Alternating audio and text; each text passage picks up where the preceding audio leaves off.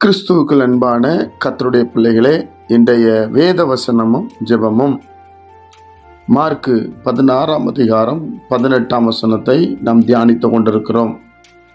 இன்றைக்கு வியாதியஸ்தர் மேல் கைகளை வைப்பார்கள், அப்பொழுது அவர்கள் சொஸ்தமாவார்கள் என்றார்.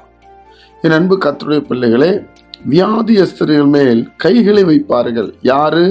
விசுவாசிக்கிறவர்கள், கர்த்தரை தெய்வமாய் கொண்ட ஜனம், இயேசு கிறிஸ்துவை நம்புகிறவர்கள், இயேசுதான் மேசியா என்று, இயேசுதான் தேவனுடைய குமாரன் என்று நம்புகிறவர்கள், விசுவாசிக்கிறவர்கள், அவர்கள்ட்ட இருக்க அடையாளங்களை தான் நம்ம தியானித்து கொண்டிருக்கிறோம். இன்றைக்கு அவங்க வியாதியஸ்தர் மேல கைகளை வைப்பார்கள் இயேசு கிறிஸ்துவின் நாமத்தினால. இந்த பழக்கம் நமக்கு இருக்கணும் பிரியமானவர்களே.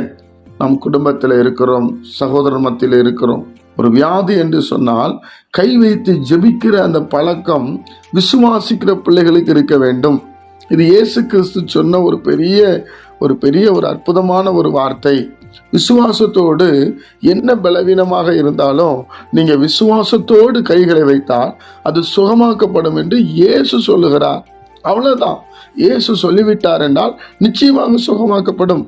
தேவனுடைய பிள்ளைகளே, அப்ப முதலாவது நீங்கள் வியாதியஸ்தர்களுக்கு கைகளை வைத்து ஜெபிக்க வேண்டும் என்கிற எண்ணம் உங்களுக்கு வர வேண்டும். நீங்க கை வச்சா போதும் அப்படி சொல்றார். ஜெபம் கூட சொல்லப்படவில்லை. வியாதியஸ்தர் மேலே கைகளை வைப்பார்கள் என்று சொல்லப்பட்டிருக்கிறது. ஒரு விசுவாசத்தோடு வைக்க வேண்டும், அதுவும் விசுவாசிக்கிறவர்கள் வைக்க வேண்டும். அதுதான் ஆண்டவர் இதில் கொடுத்த பெரிதான ஒரு சத்தியம் பிரியமானவர்களே. அப்போ என்ன பலவீனமா இருந்தாலும், இப்ப நடு இரவுல பிள்ளைகளுக்கு உடம்பு சரியில்லாம வருது, உடனே நீங்க விசுவாசிக்கிறவர்கள் நீங்கள் ஒரு தனிப்பட்ட ஒரு ஜெபம் பண்ணி உடனே தன் பிள்ளை மேல கை வச்சு ஜெபிக்க வேண்டும். ஒருவேளை மனைவி உடம்பு சரியில்லாம இருக்காங்களா, அவங்களுக்கு நம்ம கைகளை வைத்து நம்ம விசுவாசத்தோடு ஜெபிக்க வேண்டும்.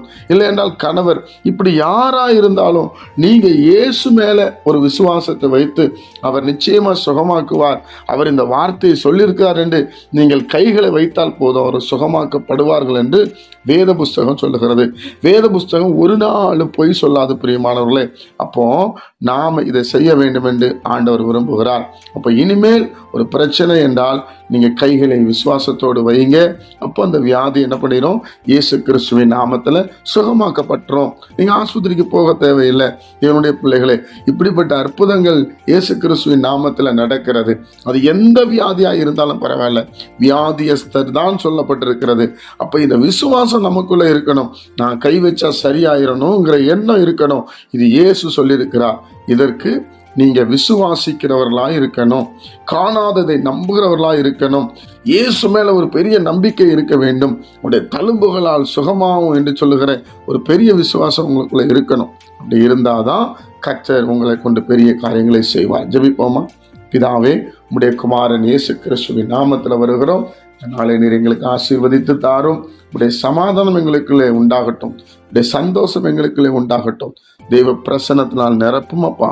இந்த நாள் முழுவதும் உடைய மகிமையினால் நிரப்பும். கேட்கிற ஒவ்வொரு பிள்ளைகளையும் ஆசீர்வதியும். கர்த்தராகிய இயேசுவின் மூலம் ஜெபிக்கிறோம் பிதாவே, ஆமென்.